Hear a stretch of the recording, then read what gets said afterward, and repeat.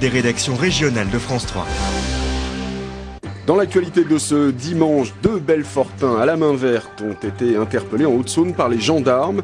Ils cultivaient des plants de marijuana au beau milieu d'une forêt, une pratique de plus en plus répandue. Nous reviendrons sur les 10 ans du Pacs. 10 ans, c'est le temps qu'il aura fallu attendre pour enregistrer le premier Pacs en Alsace, une union toutefois hétérosexuelle. Enfin, après le journal, l'édition des initiatives vous invitera à une dégustation de lombric grillé et de sauterelles au chocolat. Élise Pio, consentez-vous à prendre pour partenaire dans le cadre du Pacs Monsieur Thomas Riese, ici présent? Oui.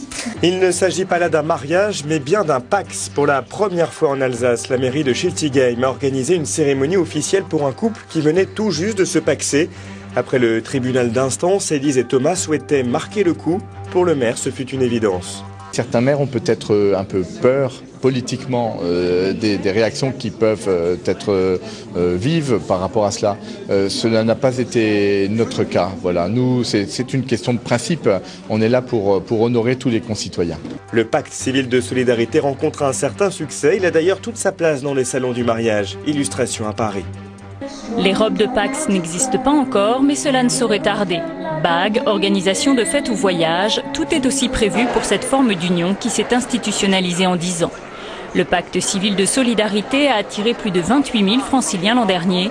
Et pour de nombreux visiteurs du salon du mariage et du Pacs, c'est juste une étape dans leur vie de couple. C'est le début avant le mariage, en fait, c'est la première étape avant le mariage. Le Pacs, disons que bon, ça dure un quart d'heure au tribunal, c'est assez rapide, mais en même temps, bon,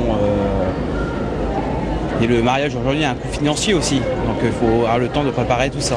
Lancé en 1999 comme une reconnaissance du couple homosexuel, le Pacs ne concerne plus aujourd'hui que 12% de gays et lesbiens.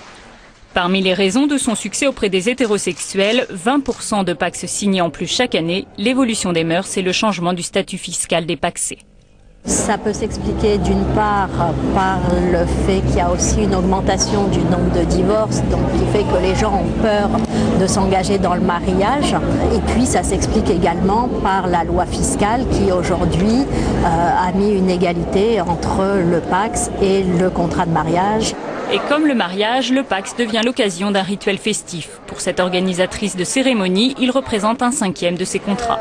C'est au tribunal, donc résultat, ils veulent quand même une cérémonie d'engagement et on fait ça devant la famille et les amis. Et après on fait la grosse fête, comme on dit, plus informelle qu'un mariage.